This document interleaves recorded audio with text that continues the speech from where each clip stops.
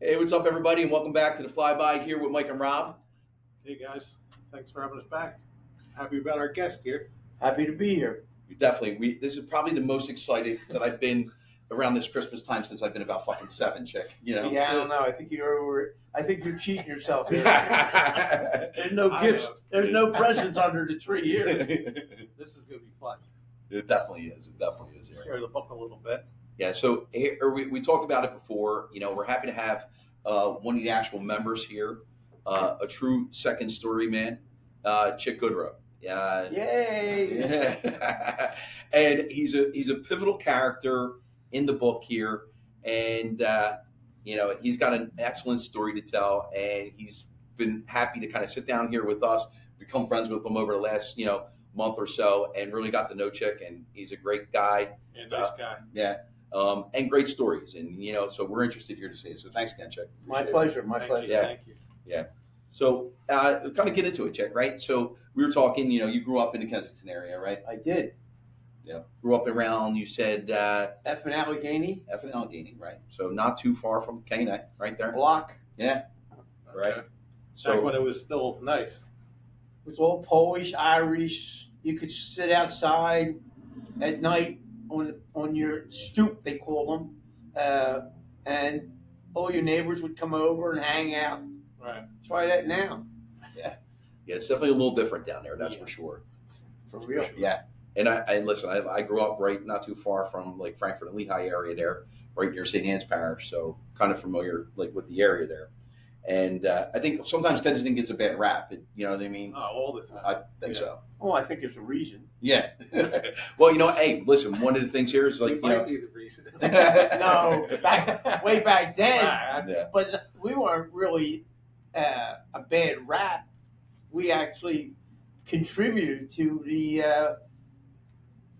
the welfare of a lot of people there. Okay. We made it. We spent it. Other people profit. It's almost Right, like a right. fucking Robin Hood. You know? Well, we like to think that way, but Yeah. we were a minority on that. What was it like growing up in your house? Who was there with you? Mom, dad, Well, brothers, sisters? it varied. I mean, my mother basically raised me, but for a period, I had a stepfather who was a piece of shit. You know. Okay. All right. Your dad, I read in the book, he had owned a restaurant. One of the biggest at the time, back in the '60s and the '70s. Herb Morrow's Hideaway over in Haddonfield Okay. had the best prime rib. It was a big operation, and Did he have you working there at all? no, he offered me a dishwashing job. I refused. I was making more money Doing what you were doing. doing what I was doing. So Chick, like I think that's interesting here, right? So you grow up in a neighborhood, you're right there at K&A, and as a young teenager, you're kind of doing some, like hoodlum shit, right? Like some petty stuff, Yeah, I would say that. That's how you got started. But then eventually, like there. Meanwhile, in the neighborhood, like you're probably going to younger end of the pivotal characters in here. Yeah, right. I was younger, and definitely. I mean, how Kensington, the second story men actually really materialized in my mind was in back at the Pottsville heist, where a group of guys went up and came home with $478,000 in 1958. Wow. Like that's what started. Right. Everybody went, "Whoa, we could do that. That was nothing." Like And that's. I'm sorry. Go ahead. And that's how basically everything kicked off. With guys started doing in groups, saying, "Hey, you want to do a little piece of work? Let's take a ride." Right. So like the main character seems like in the book is Junior Cripplebauer. Junior really was not for nothing. Junior was a good guy. Right. He was a big guy. He's a tough guy. And He was older than you though, right? no, actually, if he was, it was. I Close? don't Okay. really know if he was older than me. Right. But Junior had a better memory when Alan was doing the book than I did. The author. Yeah. Right. Okay. So he was more. Oh, all right. Okay. So you could have been the main character. Well, there was a lot of people could have been main characters. Right. I think the book. I mean, from my aspect, and check. I'm not a big reader at all. I'll watch a movie any day over it, but I do feel like I do feel like the book almost had like a Goodfellas feel to it, right? Definitely. Oh, it was written well. It was researched well. I mean, Alan started out by he came up with the idea. Hey, nobody's did a book on the Irish. They did a lot of book on the Italians, Right. and he started researching, and then it was led to the K&A crew, and he started going to bars, local bars, getting names, Researching. interviews. Some guys wanted to be interviewed, some guys didn't. Okay. Get into like the burglaries, like the 4-man team. Was that where it started? Is that what you did? Well, they called it. It started called progressive work or Production work. production work, Right. and what would that would include would be a driver, a guy inside watching, and two guys searching. Okay. One guy in the master and the rest went through the house. Yeah. Whew.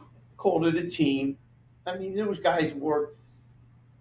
I hated it because when you got dropped off, you had 40 pounds of tools and you're running through weeds and bushes. You know, Yeah. sometimes it was cold out there, sometimes it was hot out there. Right. So check like so in the 4-man team, 2 searchers, a wheelman, a window man, and you became good at being a searcher, right? I loved it. Yeah. You loved it, right? So I'm just thinking to myself, like I guess being in somebody's house, strange house, like there's a lot of variables you got to look at, like hey, running into the chance of somebody being in there and things like that. But also, like what were the kind of some of the things that made you a really good searcher in a house? Finding stuff. Yeah. Okay. Good stuff. That would be. Yeah. That would be. The, How'd you know what to look for though? Like once you get in well, this house, right? because you went for jewelry, money, Master bedroom. master bedroom, furs. Okay. They were the main 3 things, and then money, of course, obviously. But that's what you look for. I love jewelry, so like I was automatically attracted to everything. I could actually open a jewelry box and go through it in my mind and know what was real and what was fake. Like I didn't have Really? to. I could open a jewelry box and realize that there was going to be money in the place. Okay. You know? You were that good. Yeah. And then when you open the drawers and you see the little boxes, All right. everybody is a creature of habit. Everybody keeps their stuff in the top drawers. They'll Yeah. hide it in the back of a sock drawer. They'll hide it in the back of an underwear drawer. That's true. But that's where it's at. Yeah. You know. I mean, if they really exert themselves, they'll hide it in the closet. So like the beginning of the burglary, like it talks about you were in California. You got shipped That was down to that's how. California? Yeah. Well, I didn't get shipped out. My parents at the time went out there, and Was it your mom and stepdad? yeah, Okay. wound up living in actually. My memories of California were pretty happy. I mean, I lived in Hollywood, right in back of Grumman's Chinese Theater on Yeah. Highland With Avenue. the family? Well, because Yeah. I also had stepbrothers at the time. Okay. And then we moved to Santa Monica, and I was right off of Santa Monica Pier. So, yeah, it was super. You know? So were you doing that out there? No, that was way before. I had just turned 18 Okay. when I was out there. All right. And they get in a little trouble. And How'd the you end deal, up back? that's it. Yeah, the deal was, if I leave and never come back, they won't prosecute me. Get out of town. Yeah, Get out of Dodge here. Please don't come back. yeah. Please don't come. And I never did. So, Okay. so now you're kind of coming of age. You get back here. You come back to Kensington. They're like we were talking about. You had guys like Effie Burke and Willie Sears in the book Right. who are already established this for many Right, years. yeah. And they created like a code, an honor code amongst thieves. Would you? You know what I mean? Oh yeah. Well, I don't know if it would go as far as saying an honor code. It was just something that happened. You never planned this. Like I Yeah. didn't plan to do what I did. It wasn't like I laid in bed and said, "Oh, I'm going to be this." All right. You know, it just you'd be hanging at Horn and Hardage with a bunch of guys, and then somebody that did some work say, "Hey, you want to do a little work tonight?" Yeah, all right. And you jump in the car, and next thing you know, you're riding up. It started basically with uh, the shop owners and the store owners in Kensington, the Jewish clientele. We started following them home, hitting them, and then it branched out to Lower Merion. Next thing you know, you're in the car. You're going to Hazleton. You're going to Wilkes-Barre, and then you start taking trips as it progresses in your life. So you would follow like the owner's home, and then what? Wait till Well, you knew what he do it next worked. day just you know. to see where they lived, and then go back when they weren't Basically, there. yeah. No, interesting. Because it was interesting. Like, did you wear the suits? Because everything in the book was about everybody was wearing their suit, Wow. briefcases. Yeah, we look clean. Yeah. I mean, we got stopped. I remember we were in Scottsdale. We were at Mummy Mountain, and uh, All the way out in Arizona. yeah. Who was the somebody was running for president? Wallace. Was there a Wallace? Anyway, he lived on Mummy Mountain, and we were up that way. And You were looking for his house. I was, yeah, but we disturbed something in the neighborhood, and we got stopped coming out of off the mountain, and because we were dressed and had a late model Lincoln or a Cadillac, we kind of just scooted on by. Right, So that was the purpose of being dressed. right. Yeah. So look like you belong, and you look like you're not up to no good. So, Chip, what I love about it is like this is you have a lifestyle, right? So big, we're talking big money. Big money. A lot of trips here. You're talking like just touching the iceberg here, places that you've been, right? Right, Most of the states in the United States, Right. quite a few of them anyway. right. So you got these beautiful cars, right? Like Always. Cadillacs. Everybody's rocking a Cadillac here, and beautiful women, right? Always. Always, right? So, as a matter of fact, like you were married to a really beautiful woman, obviously, former playmate. Playmate, yeah. Yeah. In the So, magazine, or just in the club? Just in the club. Yeah. right. Still, yeah. She would have been in the magazine. She didn't want to work. Yeah. Okay. She left there. Okay. Now, obviously, you're living this lifestyle, and the trade-off is, you're gambling here because there's a chance that you're going to do some time, right? Oh, back then you had a lot going on. Back then, like a typical burglary, especially like in Philadelphia, you could plead it. You get 3 to 6 months, 6 to 11 and a half, and then you could always deal. I always had lawyers, so I never really did much time at all. Really? I had a lawyer who just passed recently, probably the best lawyer in Philadelphia, Steve Lachine, bar none. I mean, I had Eddie Reef, I had Bobby Simone, and I even had Angelo Brewer's lawyer for an appeal, Jake Cosman. Wow. It cost me $50,000 to do nothing, just because. I mean, he didn't even have a clientele. Angelo was his only clientele. Really? And it was so interesting with all the burglaries that nobody wasn't carrying guns. Nobody carried weapons. Yeah. You Nobody know, wanted to get anybody hurt. because it went from 6 to 23, Time. 5 to 10. Right. Right. Calculated risk, like Yeah. minimize it. Like Yeah. nobody's life is we're not putting anybody's life in danger. No, I mean, like, So yeah, if somebody's even remotely home or coming home or whatever, Yeah. you just pass. Yeah. Okay. Because you know what? Down the street, there's another house. Right. And what the searcher did, the driver, while he was driving around making the circles, he was looking for houses that were empty Okay. or suspectedly empty. And, we had, I'm Jewish. And one of the things that we looked for in houses there was two things. Back then, burglar alarms, yep. Speaking of which, that's not a we burglar rayed out. Burglar alarms weren't sophisticated. Right. You had a little red light on your doorway, and you had a set of keys. Well, we had master keys for everything. Where did you get those? Well, somebody got a set, from somewhere, and it would just reproduce. Yeah. Reproduct it. Like the front door keys too. Not so much the front door keys. Nah.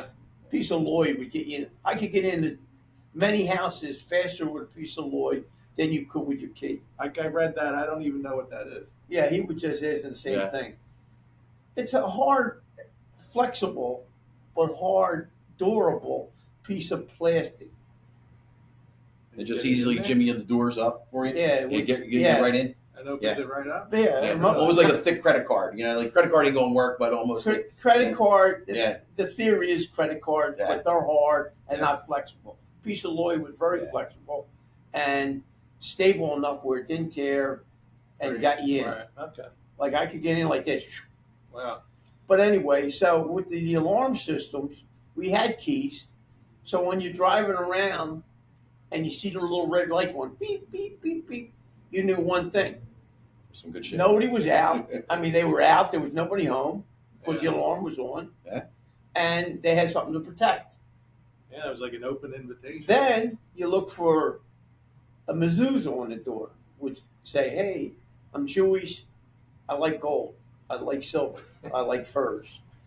So you had a combination of the mezuzah and the light, and when you never walked out of there with nothing. Right. Never. What was a good score? What would you consider a good score? Well, Like back then.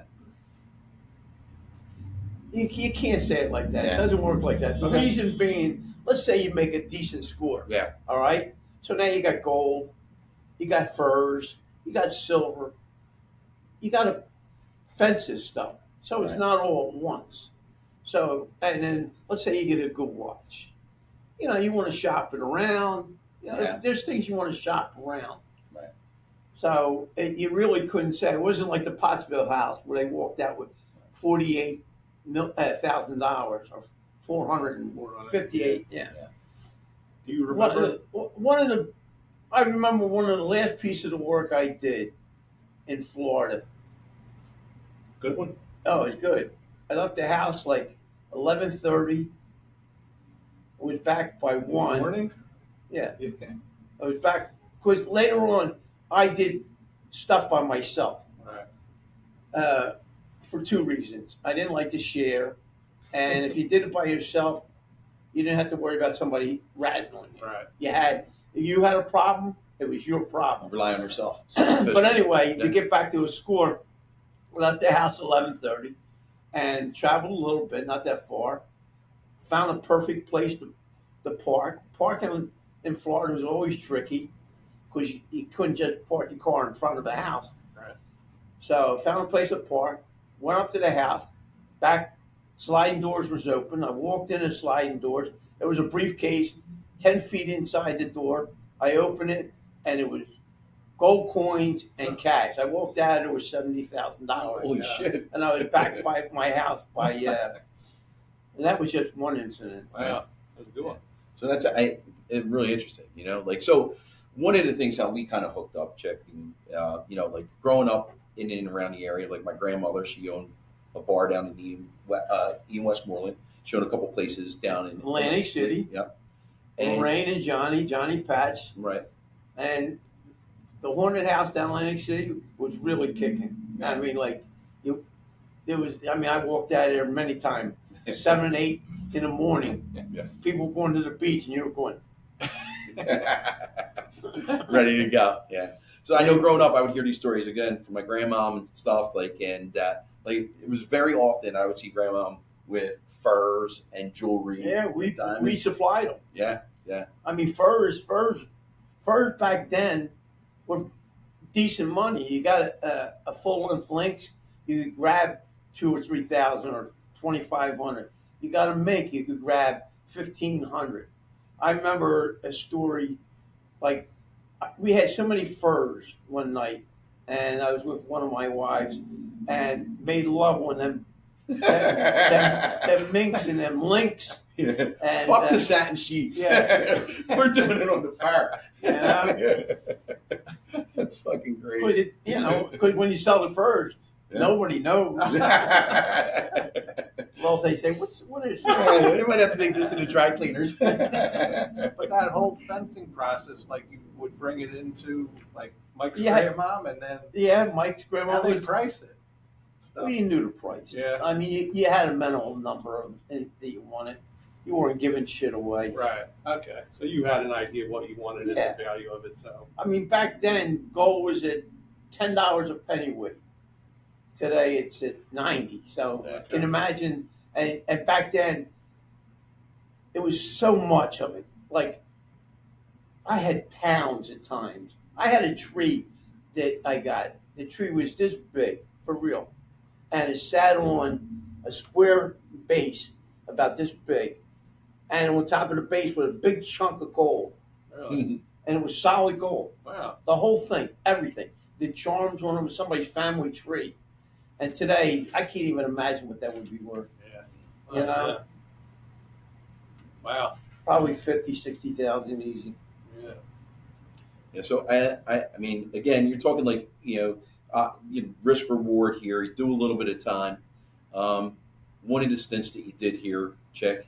I think was kind of one of the most interesting part is the little time for manslaughter, right? A little bit of time. A little bit of time. A little bit of time here. Good lawyers. Good lawyers. A That lot of money. the Sheen was the. Nah, this was a guy. Oh, it happened in Cherry Hill. So the lawyer over there was a guy named Salavina. Okay. Mob connected. Yeah. Supers. You want to go through the story from the beginning? Well, the story was, let's see. I lived over in Jersey, not far from Cherry Hill, Okay. Moorestown, Mhm. and my wife left the house, the one with the Playboy money. She Mary left the Ellen. house, Mary Ellen, and she was dressed in pink from head to toe. Okay. All right. And it was a holiday. I don't remember if it was my birthday, her birthday, or the 4th of July. I know it was a holiday. Anyway, I'm waiting around the house because we're supposed to do dinner or barbecue. It's no show. So around, I don't know, 7, 8 o'clock, I decide I'm going out. Right. So I go out and I go down to my friend's bar and we hang out. And 2 o'clock in the morning, I'm driving back to my house. And I passed the Holiday Inn. And I see I had just bought her, I actually just bought myself a Grand Prix, Okay. Pontiac Grand Prix. Mhm. And it was just really interesting color. It was like a light tan. Back then, it was pretty unique. And there's my car. So now a friend of mine, who's a mob guy, has a liquor store pretty much at 100 feet from the Holiday Inn. So I get him, and we go over to the Holiday Inn, and we grab the bartender. Now it's about 2 o'clock anyway in the morning. Right. And I said, hey, you see my wife? She was dressed in pink. Oh, yeah, she was in here with Jimmy Castor. A piece of shit, this kid. Yeah. I said, all right. So I went down to the first motel, which was the Country Squire. Said to the guy at the desk, hey, listen, my friend bought this girl. I'm supposed to be over there. She was in pink. Oh, yeah. I said, I gave him $20, gave me the key. I walked in. There they were. He went for a gun. I was faster and got the gun, and it was a struggle. He got shot. She got shot in the ass. Unfortunately, or fortunately, whichever way you look at it, he died. You know? Yeah. So obviously, like facing some serious charges here, right? So Serious charges. Yeah. Yeah. I went on the lam for a while, and eventually got caught doing something else. And Salavini got introduced to me, and from there it was just money, money, money, money. And you like this deal, you like this deal, you want to do this one. And finally we came up to a deal that I liked, which was 1.5 to what it was 3, right? Yeah. Yeah. So You did what, a year and a half, right? No, it did less. Less. Wow. No, it was 1.5. What? I The don't book think. says 1.5. Yeah, I know it was 1.5, Yeah. but I don't remember Yeah. the back part of it. Yeah. But anyway, I was immediately within a month. I was out on work release, and the rest is history. Yeah. Wow. Pretty amazing story. You know what I mean? Yeah. So And then Mary Ellen came back to you, right? She came back. And you were continue to be married, right? We did. Yeah. And then after that, we wound up. I got an apartment in the Northeast off Academy Road, Okay. and life was good. And then one day, I get stopped. I got a Lincoln, and it's got my name on it, chick. So I get stopped by ATF. Oh wow. Yeah, and You must have been looking for it. they were laying on me. Yeah. Are you chick good? Well, no. Well, your name's on the call. It's not mine. So anyway, nothing happened at that point. The next day, though, they hit my apartment. Now, when they were in my apartment, I have an unloaded 25 caliber pistol Okay. in my bedroom bureau. So that's what they were after. Somebody told them, probably Mary Ellen's mother, I assume. But while they were there, they started finding Quaaludes and bags of Quaaludes, big bags. So then they called DEA. Then they started finding jewelry, big bags of jewelry. They called FBI. So by the time everybody left, I had 3 FBI agents, 3 DEA agents, and 3 ATF and the U.S. Attorney. I had 10 people in my house. But they didn't take me. They just took this stuff, but they come back the next day and lock you up. Yeah. Okay. Yeah. I'm gonna say. no. So That's an interesting story. So Chip, one of the interesting stories I think was in the book here is like, I guess it was like, the safe job back in New Jersey, right? So you were living down in Brigantine at the time, right? I was living in Brigantine on the ocean. Yeah. So I guess this is probably, like you said, like in the early to mid-70s, right? And I'm thinking earlier 70s. earlier 70s, yeah. And so now at this time you're working solo, right? Yeah, I'm working solo. Yeah. And I wound up doing a piece of work. I find this safe. It was interesting. It was a pretty big safe, not like little fireboxes. I mean, this sucker was big. I actually pushed it off down the steps off the second floor, drug it with the rug out to the car, managed to get it in my trunk, and You didn't even like to carry the bags. no, I didn't carry nothing. Well, I got that safe in that trunk. That's what I mean. So apparently somebody seen me loading the safe. I could have. It would have been. I could have got away with it, but I wasn't happy the way it was situated in the trunk. So I was in the Pinelands down in New Jersey. So I pulled back in and I got it, put a blanket over it. Because you had to tie the trunk down, I right? had to tie the trunk down. I did the whole bit. Okay. And as I'm driving out on the highway, they're just setting up a roadblock. I'm literally the third car that they Oh, stopped. geez. And there's no place to go. Right. So I pull up and I try to talk my way out of it. And the guy says, "You got to open your trunk." I said, "I'm not opening the trunk." But the car was running. And I managed to get back in the car and pulled out. Boom, you're off. Yeah. They shot at me. I wound up crashing into the pines in swampland, rolled out of the car, and spent 2 days in the Pinelands before they gave up search, because you could hear them around the perimeter Right. of where I was, Yeah. like at night, Mhm. you know. It's like an episode of The Sopranos, like Paulie and Christopher in the woods, except for you're rocking solo here for 2 days in there. Yeah, no, that's you know. Now, the safe, it was a pretty big score in that safe, right? There was 40,000 back Wow. then. Yeah. Wow. That's pretty, yeah. But Yeah, they in went, the okay. 70s? Yeah, How many people have safes in their house? A lot. yeah. I guess Yeah. if you have something worth protecting, you're going to, not in our league, Rob. Yeah.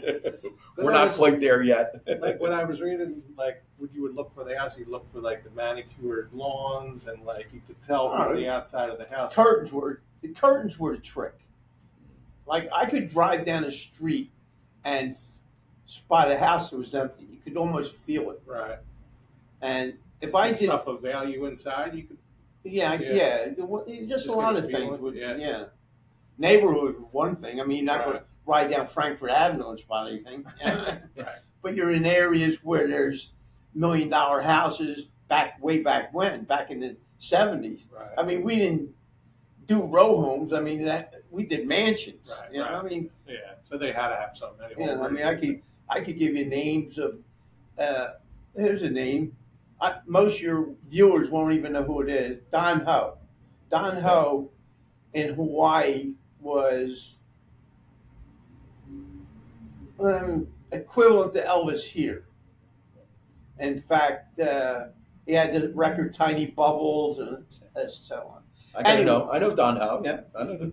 Did you know him before I talked to you? I did, and I know it only because my mom would mention Don Ho or Okay. tell me. So I am familiar with Don Ho. Okay. Yeah. So anyway, I'm in Hawaii. I'm there for about 4 months, and I'm bored. So I decided to do a couple pieces of work. So I did a nice piece a week prior, and wound up giving my wife a couple nice pieces. I gave her a dome ring that was 8 carat. Back then, it was a lot of money. Today, it's not so much today. But anyway, so I'm out one afternoon, and I'm in the Hilton there.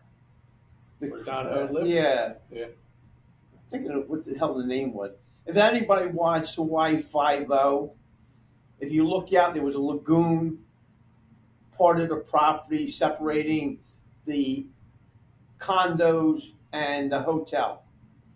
So I'm in the condos. I'm at the penthouse, probably about 20 floors, give or take. And I see somebody delivered dry cleaning. It's hanging outside the door, and I look and it's Don Ho's. Well, I got a piece of Lloyd on me, so I figured, why not? Right. You We're know? going in. Knock on the door, no answer. Knock again, no answer. So I Lloyd the door, and I go in, and I'm fascinated because you walk in the door, and he's got this humongous aquarium with carp in it, and I was overlooking the view. He had the lagoon and the ocean. Magnificent place. Sure. Yeah. Today, I guess money wise, it would probably be about 3 million, 4 million. But anyway, as I'm going through, I start to hear somebody in the back, so I leave.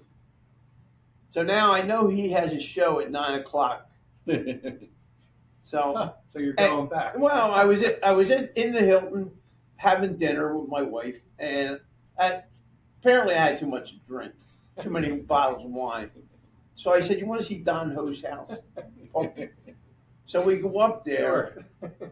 I mean, I want to show her, Yeah. but I want to venture in more to it. Right.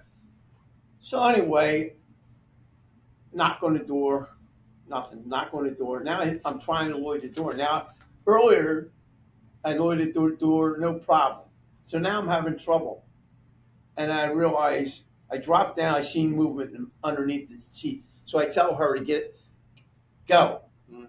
She goes in the elevator. I go down the steps. I'm down the steps before the elevator, and security stopped her at the elevator.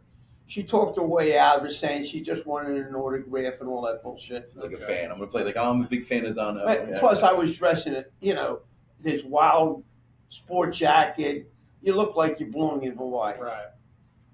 Not like these like people have imaginations of guys, beers and Yeah. junkies and all that stuff. Anyway, so when I got her back the next morning, I was out of Hawaii. Time to go. Yeah. Now an interesting follow-up story. We're in the Catskills, her and I, and we're heading. We're in the Concord, which was a big hotel, and I'm heading down to dinner and a show. I love this story. Yeah, and so they have a lot of little concessions outside. One of the concessions was a jewelry store, jewelry counter. Right. So I'm looking, and the guy goes to me, "That's my ring," and he's pointing at the ring on my white finger. Now I know where it came from, and I'm figuring, how the hell do I get out of the Catskills? And this went on and on for a few minutes. The guy said, "I'm telling you." I said, "No, I got it in Hawaii. That's my ring." What do you mean it's your ring? My initials are in it. I figured, oh shit. Even worse. Now I'm in deep shit. And sure enough, she takes off the ring, and the guy's initials, BH, are inside. Bernard Hammerman. He was the manufacturer. He was the designer, rather. Wow. Yeah. And then he wanted to know where would you buy it and all this. Scary moment. Scary ass So you moment. came across one of the owners of the good here. Yeah. Do you remember where you got it? I mean, was it? You remember what job you got it on? You're like, oh crap, Yeah, oh no, it all flashed. Yeah, You know? that's pretty Especially, good. I'm sure your heart just dropped. Because you don't know how to get that out of the Catskill. Yeah. You just can't run to your car and drive. You know, Right. it's Right. a long way out of them hills. Must have been just pure relief after he Yeah. got to the end. Oh yeah. That's Didn't great. help with dinner though. I'll tell you No, that. not much of an appetite. Probably sobered you up. If you were No, I wasn't drinking. Yeah. But so yeah, that was the Hawaiian and Catskill story. Yeah, that's a good one.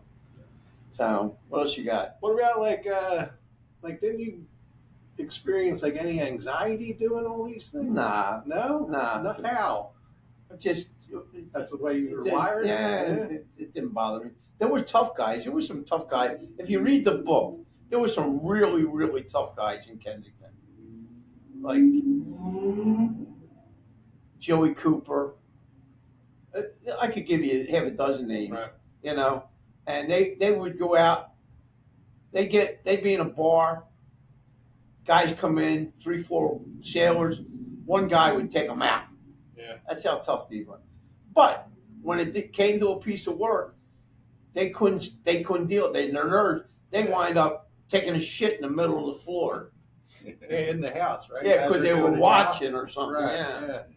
Shit like that. Yeah, yeah. I mean, only the bold and brazen here. Big. Well, bold it wasn't. shit. It was just a natural thing. Yeah. But even like the nerves of, I guess people would be drinking beforehand, you know. No, you didn't drink before you went to No? work. No, No. that was Yeah. not. No, I mean the stories I told, like in Hawaii, I was out at dinner and I was just showing off, Right. which almost got me locked up. All right. Yeah, I would be too nervous. Like I wouldn't. Nah, nobody drank. All right. Now because you're driving. First of all, what happens? I'll give you an example. So, if you're driving local, when I say local, let's say Hazleton. Hazleton, we used to call the bank. That was a money little community once upon a time. Really? Yeah.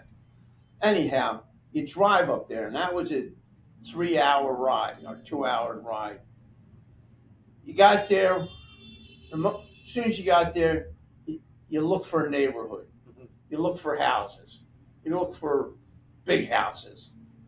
And then you figure out where you're going that night, and then you start, you make that run. Make the plane. And so there was no drinking. Okay. And after you were done working, you're back on the turnpike going home. All the way back. So, Chick. So you kind of obviously you're kind of rolling solo here. There was a time in like kind of like the '80s, early '80s here, where you're kind of facing a little bit of charges up here in PA, and you're like, I'm getting out of town, right? You head down to Florida. I went down to Florida. Uh, went down in '82. On my way down to Florida, I stopped.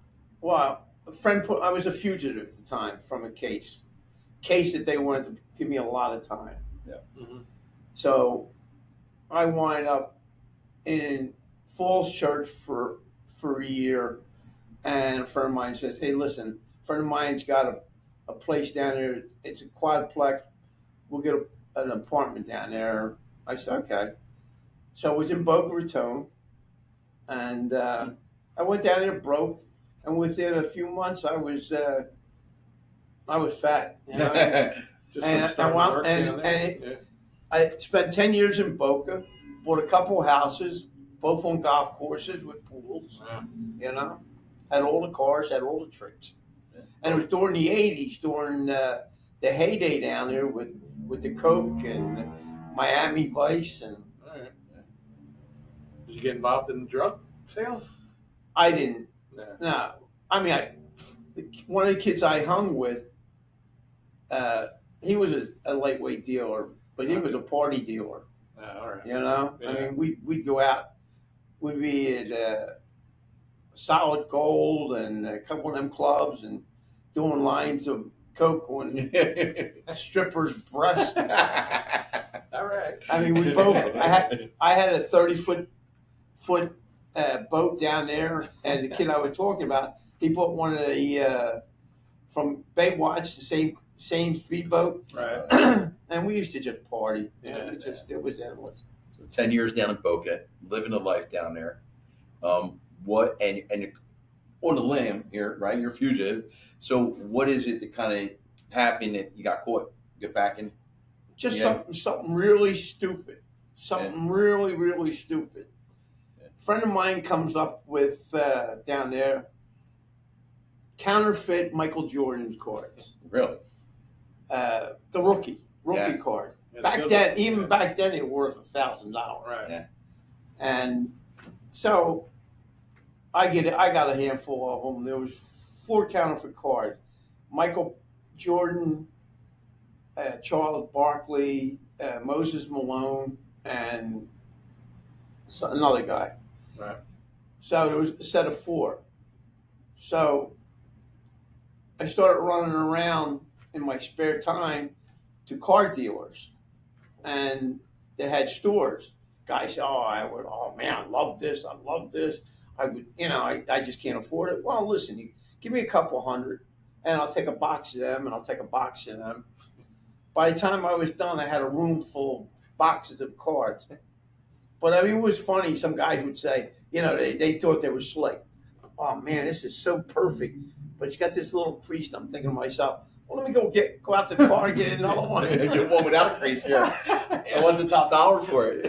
But yeah. So anyway, somehow along the line, I had sold a car to a dealer, and sometime later, I'm up in Melbourne, and I'm actually selling part of my collection. Michael Jordan was never mentioned, but make a long story short, the guy stole on me, and before I realized what was happening, here comes 3 very large cops up from Melbourne. And apparently, somewhere down the line, I had sold this guy's friend a card. And this guy happened to be a state trooper that had a store. Okay. So that's how I got locked up. Yeah, Michael Jordan, counterfeit Michael Jordan card. You know you weren't selling it at the time. Yeah, but it wasn't. But it's what came up and got Yeah. it again. So, But in a way, it worked out because when I came up, I was able to clean up the stuff that I would have got buried for, and I got very little for at the end. So you come back here to PA. I think you do a stint in Elmwood, right? You're in Elmwood. Allenwood Low, Yeah. hell of a joint. Right. You'll see pictures of me with Ralph Natalia, my boss, in the book. Right. Johnny Santilli. I got I got the polo shirt on, the Porsche glasses, the You look good in jewelry. there. That's all Yeah. right. Yeah. Really So those who don't know, Ralph was, mafia boss at the time, was one of the first ones to kind of Turn state's evidence. Yeah, turn state's evidence. Yeah. So, but this was, I mean, years before you and him were in jail together before that happened. Right. Yeah. Yeah. This was before he was a mob boss. Yeah. Yeah. But yeah, Alan was not a hard bit. I was with the right people, so we had the best real estate overlooking valleys and forests. And, you could buy and cook almost anything you wanted. So there was always like pasta going on. This was prison? Yeah. It's almost like the episode like we're talking about, like in Goodfellas, right? Right. Where Paulie's slicing down and they're cooking up some good pasta. That was actually my kosher kitchen in Lewisburg. Really? Yeah. Yeah. That's great. Yeah. That was a story in itself. Yeah. We had the kosher kitchen in Lewisburg. Now Lewisburg's a serious prison. Where's Lewisburg? Lewisburg, Pennsylvania. Pennsylvania. It's a federal joint. Right. So it's a serious prison. And somehow I managed, because I was Jewish, saying I want to eat kosher. Well, there's one other. So they offered me the kosher kitchen. And it's me and this guy, Stanley Diamond. Now, Stanley Diamond's affiliated with the Jimmy Burke, Tommy DeSimone, the LaGuardia.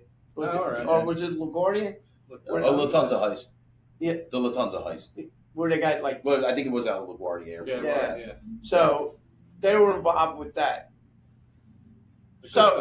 Yeah. So it was just me and him, and we invited had no choice to invite 5 old-time wise guys. One of them was a guy named Johnny Dio. He drove for Al Capone. He was in jail for a long time. Well respected in that organization. A guy named Vinny Blue Eyes Alloy, Frank Catrone, who was a boss from Canada, I think. Generous guy. We had all the fillets that ever got cut in Lewisburg. Yeah. I mean, like, I didn't even, I used to go over and didn't even want anything, It's like, that's amazing. And it was the 5 of us. So when in Goodfellas, where that guy was cutting the garlic, right. I was from my kitchen because we were the only ones that had garlic. Wow, that's amazing. Man. Yeah. That's a cool story. Vinny used to cook up. He'd bake. He loved to bake, and he'd bake up pies, and we ate better in there than guys eat on the street. Believe me.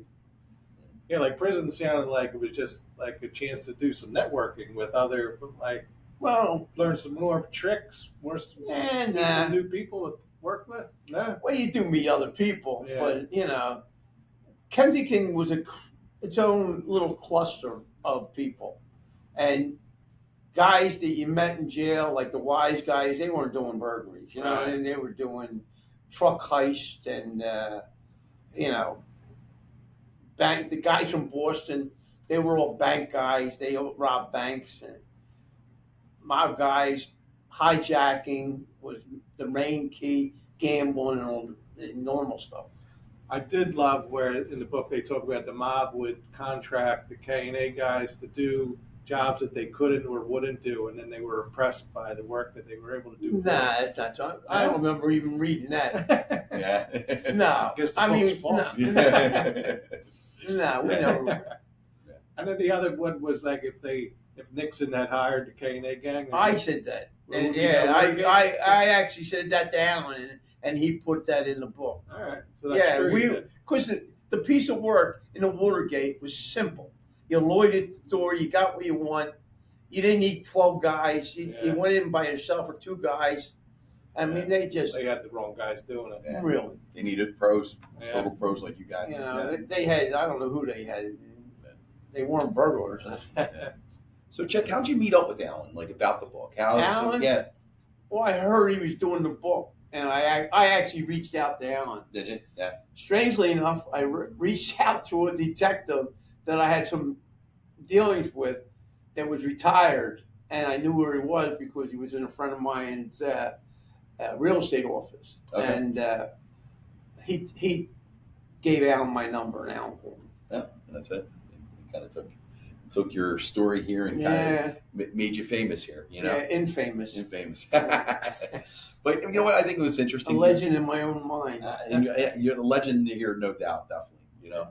Um, Check. So here you are, right? So 82 years young, right? So, now living the legitimate lifestyle. But I think what's interesting is you take all the skill set of like, having a good eye for certain items, becoming a pro at understanding like jewelry and gold and silver, coins and stuff like that. And you kind of have parlayed that into a business and you're staying active today and kind of bidding out on storage units, right? Storage lockers. I buy them. Yeah. But I had a store over in Jersey. It was called Chicks Jewelry and Collectibles. Oh, really? I bought everything. Did you? I became the fence. Yeah. You know, That's true. That's awesome. Yeah. I made a lot of money in that store. Yeah, Yeah. I'm sure. Did you undercut a lot of sales? Did you tell them that's not worth that much? I mean, guys came in. I remember one guy. I don't know. He lied to me. He said he had this girlfriend, and her parents were both dead, or they were in the hospital dying, and she wanted to unload stuff. And he brought a couple things in. I bought them. Next day, he came in with a couple more things. I bought them. And by the time he was done, like he would, and all this stuff was like from the home shopping center, but it was all gold and gaudy, ugly shit. Right. But there was a lot of gold. Right. A lot of gold. So it was a great business for you, then. Oh, I loved it. Yeah. I loved it. So check, like here's the thing too. Like here's a kid from K&A, right? Not really like you're formally educated going in here and stuff like that. Like, so how do you become like an expert in all these things? What I mean, this is before the internet. So like I'm looking at a guy like this, like obviously you're a very smart guy. If you deal with something long enough, and like I had a real fond attachment to gold and silver. I mean, and jewelry. I love jewelry. I mean, it was days back when it was gaudy, when it was all right to wear it. Like I used to wear chains starting up here and then go here, go here, go here. And at the end of them, like I had one chain, I used to wear a $10 gold piece, and the bottom one was a $20 gold piece, a 5 up here, and a little man with a diamond up here, and then bracelets up your wrist, and rings on every finger. Yeah. What about like artwork? Loved artwork. I was probably one of the only guys that really got into stealing art. Yeah, I can imagine people just walking past the art and other people taking. Well, you had the problem with art was you really had to know what you were doing. I never really made any serious money. Like I never found a Picasso or a Rembrandt, but I found some serious pieces. The problem was before the internet, you really had to research them. I mean, I'm in the Smithsonian,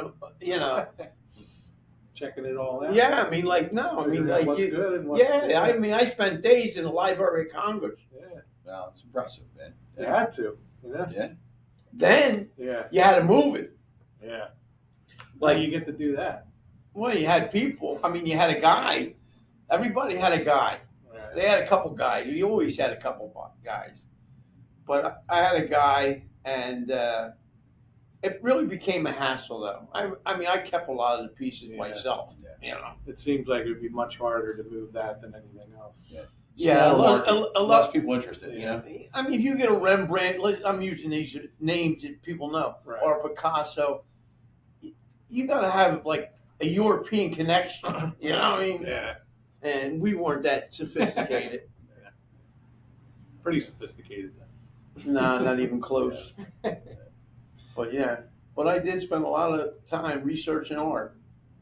So we were talking about before you talk about people being rats. Me and Mike were talking about did anyone ever approach you to like the FBI or someone to get information from you? And Well, when you get locked up, the first thing they're trying to do is make you roll. But even back then, you say, it wasn't like carved in granite back then, but you always said, call your lawyer. And even when I was telling you the story when they were on my house, right. I made the call, and my lawyer just told them. I put my lawyer on. He talked to the U.S. attorney. The U.S. attorney gave me the phone back, and he said, just don't say nothing. Okay. And so that was kind of where you live. But guys were always worried about, oh, I can't do time, like Right. these tough guys. The one guy I was talking about, Joey Smith, Joey Cooper, notorious rat. He ratted on me on 4 cases that I really didn't do. This was when I was real young. Right. And didn't have a really good lawyer. I had 2 lawyers at the time. And the second day of trial, the lawyer came to me and said, "Listen, even though I really didn't do these 4 crimes." The lawyer came to me and said, "Listen, if it ain't these 4, he's going to find you guilty. If it ain't these 4, he figure you did 4 others." Another 4 jobs. Yeah. You're guilty of something. We just can't prove it. So we pin these ones on you here. Right. Because we got someone, Yeah. fat mouthing over here. You know what But that was the only time. That's when I really realized that I really didn't need partners. Right. Yeah. And working alone was more efficient. Listen, I could do a house, be in and out, and people don't even know that I was there. And I often wondered, because I never disturbed anything. Right. Everything was neat. The jewelry was missing, but it wasn't tore up. Yeah. Right. If there was a jewelry box, I picked what was gold. And I often think, if they had kids, how many of their friends got blamed, or the kids got blamed? Oh, yeah. Yeah. Because there was no other explanation. Right. Right. That's a good point. I was trying to figure out how, if Mike did this kind of stuff, I'd imagine him pulling the drawers out and just running. Yeah. Well, listen, with the teams, that's the way they do it. They go to the door, they go to dump the whole thing on the bed, Scour and it's through. going through. Right. So yeah, Definitely interesting. yeah. I mean, you didn't miss anything, but How about the part of the book when they said there was a mainline sports player? Is that real? what was it? Something, I guess you robbed, and then you might have got arrested at the same time, and he didn't have anything in there.